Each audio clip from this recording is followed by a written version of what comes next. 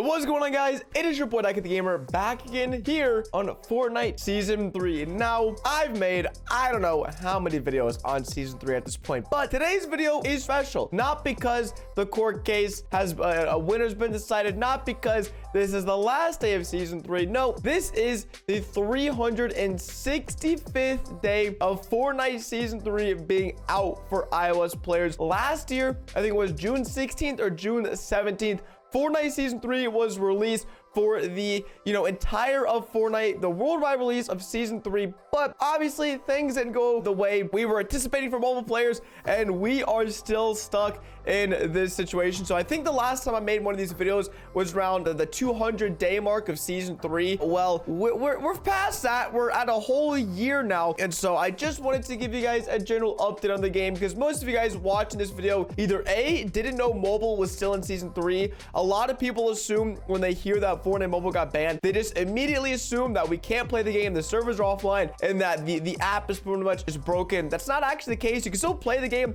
and I'll show you guys that in a little bit. Or you're probably someone watching the video who used to play Fortnite mobile, quit because the game is incredibly boring on Season 3 Fortnite after a year of playing, and you just don't know what's going on mobile. So with all that being said, hopefully you guys enjoyed today's video. I hope I'm not making much more Season 3 content for long, and hopefully we have a verdict from the judge soon on the court case, so we can go back to playing the latest updates on iOS. And if you guys want to support me in the great Season 3 Fortnite iOS item shop, you can feel free to use my code Ducky. It goes a long way when it comes to supporting me and the channel and the content that I produce. And that is one of the things. I'll just go and start off with the item shop. So the item shop is still functional. I have 6,300 V-Bucks. And what's the cheapest thing?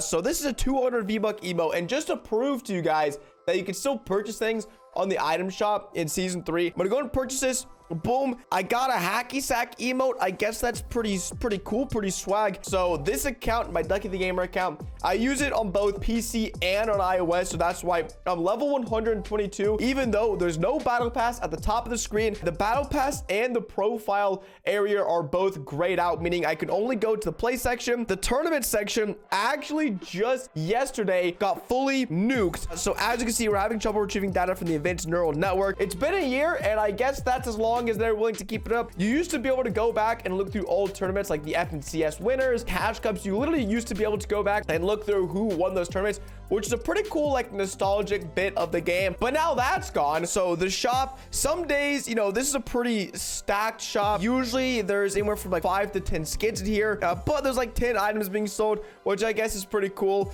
But at the end of the day, I don't know anyone who's buying new skin or new skins, because these are all skins released in Season 3 or before. None of the new skins in Season 4, 5, or 6, or 7, obviously those files haven't been loaded into the game because we haven't had an update in a year. And so that's where that stands. You can still buy V-Bucks, and it's funny because they are at the discounted rate that Epic introduced, and that's what got the game removed in the first place. So, and you guys are wondering how my skins and my locker look. So right here, this DuckyTheGamer skin was a skin release in Season 6. I believe it was the Battle Pass chicken skin, or the duck skin. So if I ever try to use a skin that is after Season 3 on mobile, what happens is in the locker, it just shows up like this. It shows up with pretty much not any skin at all. So this is the Rick Sanchez skin. Obviously, Rick Sanchez from Season 7 is not on Season 3. So if I go, it just shows that nothing is here. It shows I have no skin equipped, even though on my Season 7 account in this exact locker space,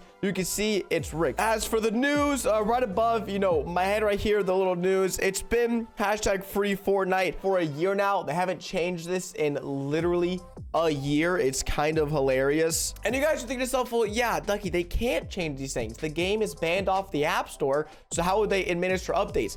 Actually, they can administer server side changes that only affect the game and don't require an update. So an example of this is when Fortnite, originally Season 3 got put in the Stone Ages, and the day Season 4 came out, the day mobile players were officially banned from playing with everyone else, Arena and a few other game modes were still enabled on iOS. And so for a few hours, we were actually able to play Fortnite iOS Arena with other iOS players. So it was pretty fun. And, you know, ever since then, they actually disabled them a few hours after the season. For some reason, they disabled them. Makes no sense. It was one of the worst decisions they could have made because the game died out faster than they probably imagined it would have. And so they are actually able to bring back game modes or unvault game modes or make simple changes that don't require an update. They did actually add Siphon to the game mode selection area on mobile a few months after it got banned, which is honestly promising. At the time when we saw that Siphon was added back to the game, we thought we were going to keep getting updates and we were going to keep getting new LTMs added because, like I said, Fortnite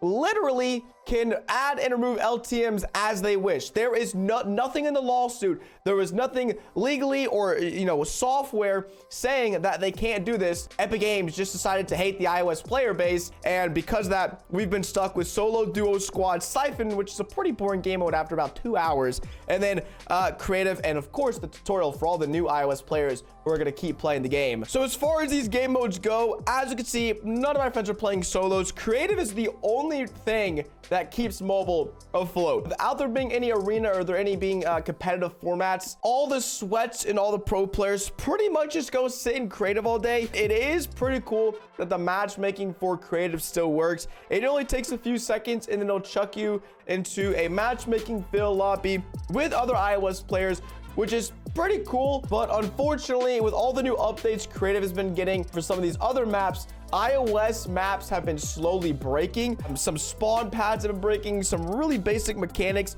have been breaking and slowly just getting destroyed. So pretty much any creative map you load into, you're gonna see a BHE 1v1. You might see a box fight. So this is a realistic mobile, realistic PvP. Okay, that's kind of cool, but no one's in there.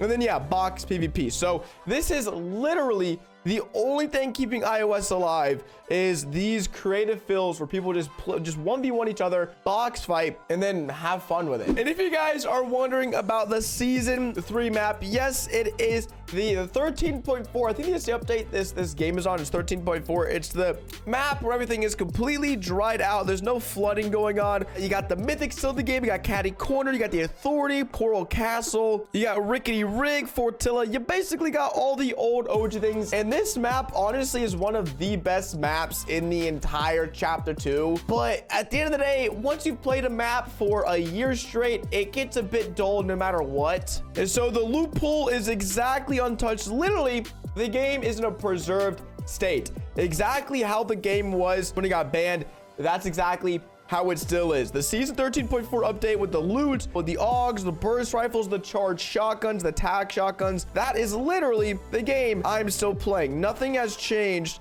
in the course of the last year. And so it's kind of cool to think about that, but at the same time, I really wish I was playing, you know, the new season. And yes, henchmen are still in the game in this version.